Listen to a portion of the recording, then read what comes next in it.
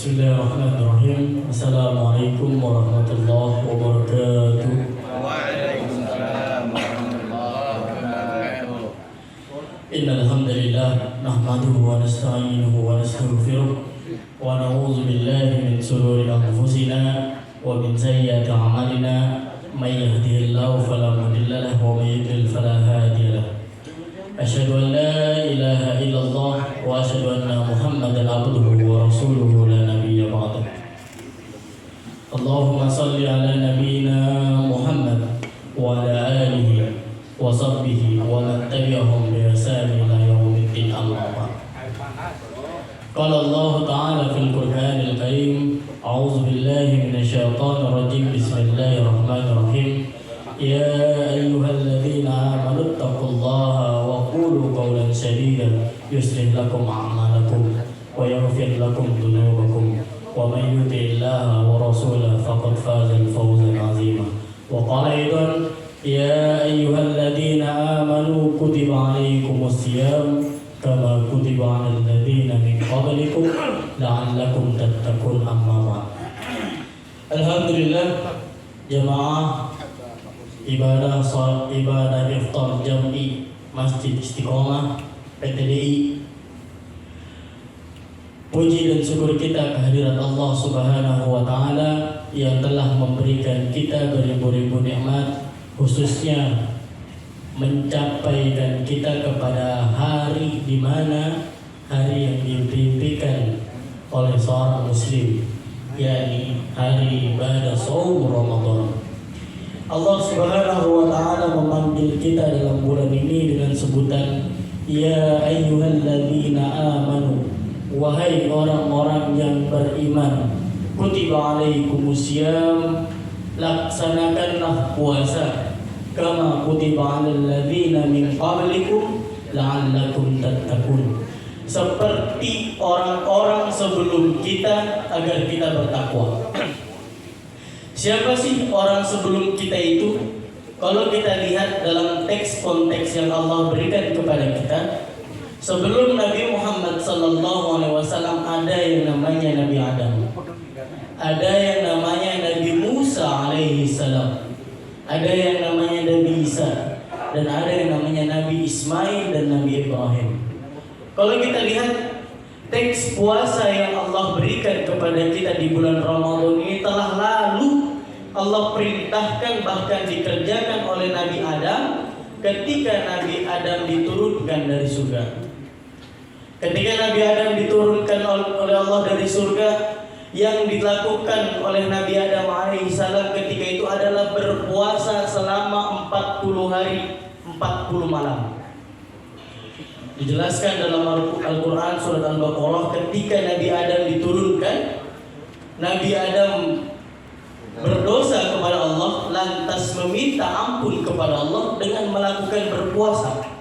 Bahkan Nabi Musa alaihissalam begitu pula ketika di dalam Gua Tursina beliau melakukan ibadah shaum Ramadan, bukan shaum Ramadan akan tetapi ibadah siam selama 40 hari 40 malam. Ada yang mengatakan selama 30 hari. Akan tetapi di sini dijelaskan selama 40 hari karena Nabi Musa 10 hari terakhirnya melakukan yang namanya bersiwak. Tidak membatalkan puasa tapi bersiwak.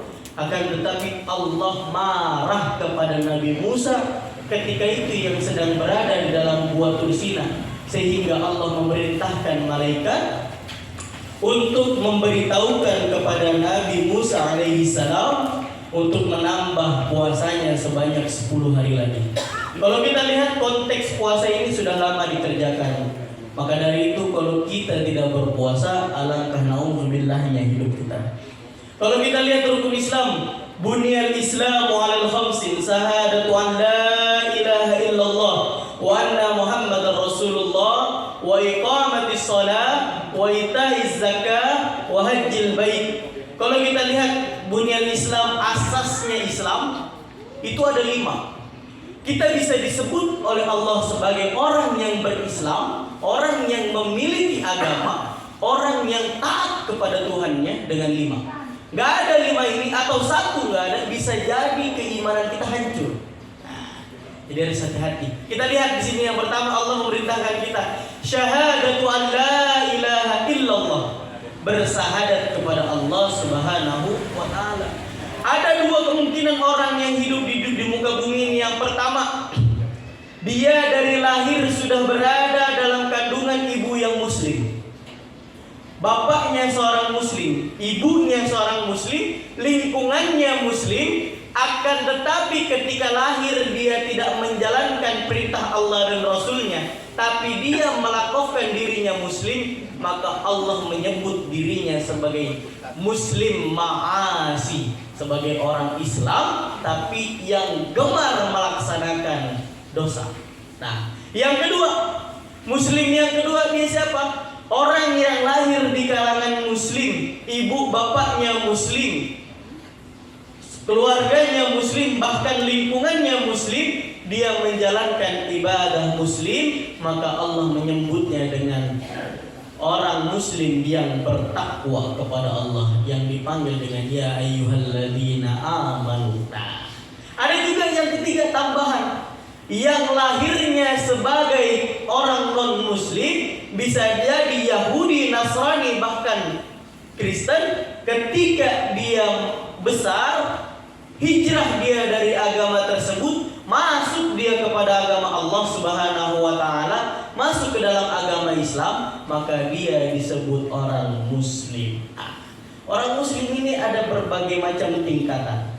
Dan salah satunya yang terbaik adalah yang lahir dari keluarga muslim, dari rahim muslim, dan akhirnya mati dalam keadaan muslim. Kita lihat itu yang pertama syahadat. Yang kedua salat. Ada orang yang mengaku dirinya Islam tapi tidak pernah salat. Bahkan ketika bersaumu Rajab dan Sya'ban, dia berpuasa sunnah, akan tetapi tidak melaksanakan salat, yang dimanakan salat itu salat 5 waktu, salat wajib. Apakah puasanya sah? Tidak. Jangankan yang sunnah, yang puasa wajib aja, ketika kita meninggalkan ibadah salat 5 waktu, puasa kita batal. Batal. Bukan batal secara dohir kita minum, bukan. Tapi Allah nggak butuh dengan puasa kita, nggak butuh. Buat apa kita puasa? Buat apa kita menjalankan puasa Ramadan kalau kita meninggalkan salat 5 waktu? Karena urutannya yang pertama aqimus shalah, dirikanlah salat. Yang pertama syahadat, yang kedua mendirikan salat, yang ketiga berpuasa Ramadan. Alhamdulillah kita bertemu dengan bulan Ramadan. Banyak dari kalangan kita, saudara kita, bahkan anak kita tidak bertemu dengan bulan Ramadan. Maka dari itu ketika kita bertemu dengan bulan Ramadan, wajib kita bersyukur kepada Allah. La in syakartum la azidannakum wa la in kafartum inna adzabi lasyadid. Itu hadis yang insya Allah kita sudah tahu semuanya. Barang siapa yang bersyukur kepada Allah atas nikmat apa yang telah Allah berikan, maka Allah akan menambah nikmatnya. Kalau tidak bersyukur, maka Allah akan memberikan azab, iqaban syadidan, hukuman yang pedih, maupun itu di dunia maupun di akhirat. Kita lihat dari 5 rukun iman, yang keempat adalah zakat. Zakat ada 2, ada yang amil yang memberikan, ada yang mustahik juga yang wajib mendapatkan. Kita belum tentu bisa mengeluarkan zakat, tergantung dengan nasnya, tergantung dengan takarannya. Apakah kita mampu untuk mengeluarkan zakat ataukah tidak? Belum tentu zakat bisa kita kerjakan. Bahkan walaupun kita memiliki uangnya, memiliki hartanya, memiliki berasnya, sudah masuk nisabnya, sudah masuk hitungannya, apakah kita mengeluarkan zakat? Ada yang tidak mengeluarkan zakat, ada juga yang mengeluarkan zakat. Yang terakhir, pergi haji bila mampu. Ibadah ini sangat sulit, karena ada orang yang bisa melakukan ibadah haji dan umrah, bahkan setiap tahunnya dia berumrah, akan tetapi belum tentu hajinya haji mabrur. Belum tentu pakaiannya setelah berhaji dia menggunakan pakaian yang saleh dan salehah. Belum tentu. Ada juga yang sudah haji, orangnya viral, terkenal, akan tetapi baru dia pergi haji, Pulang dia ke rumahnya, pergi dia ke Bali pakai bikini. Nauzubillah. Hartanya banyak, bahkan dianggap sebagai sultan.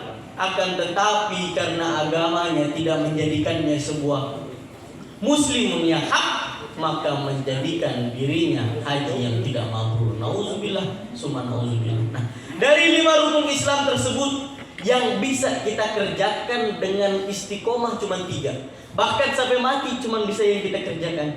Yang pertama syahadat, udah pasti kita lahir dalam keadaan bersyahadat. Yang kedua sholat, ini yang bisa kita kerjakan karena tidak mencakup dengan harta, hanya mencakup dengan waktu atau mencakup dengan tenaga. Bahkan bisa kita sholat dalam keadaan tiduran ketika kita sedang sakit.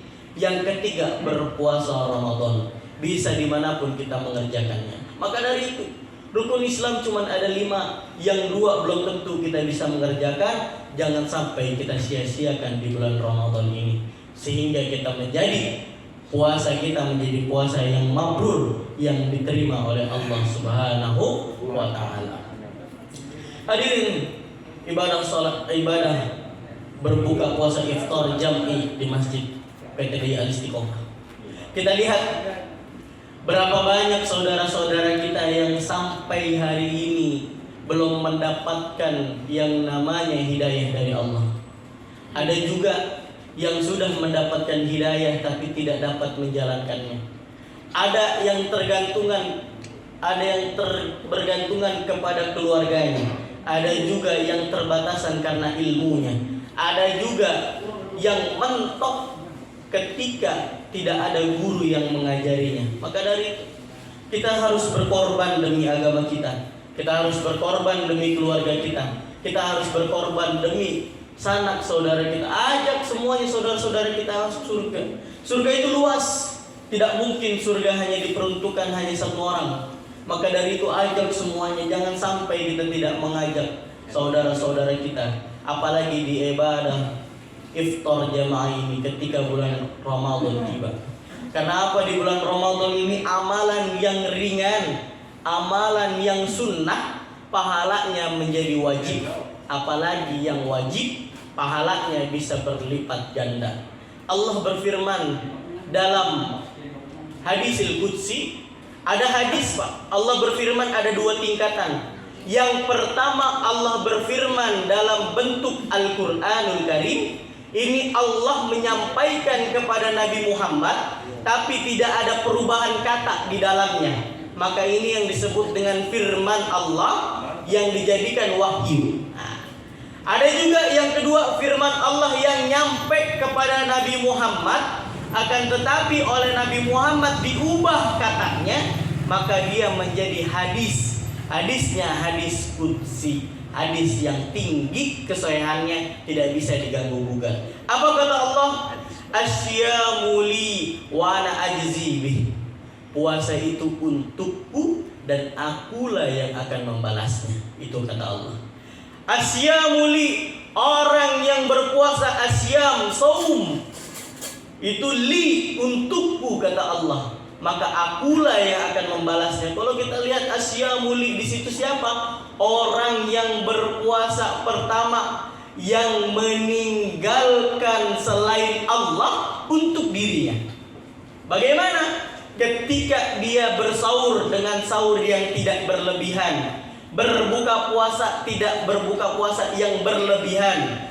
Ketika pekerjaannya setiap hari ada yang membuat hatinya kesel, dia mengatakan inni shaim, saya sedang berpuasa. Meninggalkan selain Allah, hanya menjadikan Allah untuk dirinya, maka disebut dengan puasa ruh dan batin untuk dirinya. Itu yang dipanggil oleh Allah, li, dia milikku, maka aku yang akan membalasnya. Ada juga yang berpuasa tapi masih mengerjakan yang namanya rasa sombong, iri, dengki, bahkan ujub, maka pahala puasanya dipotong oleh Allah. Ada juga yang tidak mendapatkan balasan sama sekali. Yang mendapatkan balasan berapa? Tidak tahu, karena Allah yang akan membalas puasanya. Kalau kita lihat puasa itu sebenarnya bukan bahasa Arab.